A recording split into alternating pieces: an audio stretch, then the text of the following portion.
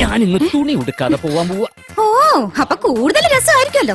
എന്റെ ഗുരുവായൂരപ്പ, കാണാം പെണ്ണുങ്ങൾ എണ്ണെന്നറിഞ്ഞ എന്തും ചെയ്യും ചില ആണുങ്ങൾ.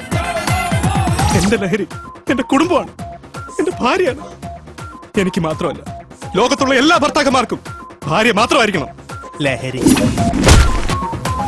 3 ഭർത്താവിന് 2 ഭാര്യ, 2 ഭാര്യക്ക് 1 ഭർത്താവ്. ഇക്കരക്ക് ഉത്തരം ചൊല്ലുവാൻ പോരാമോ?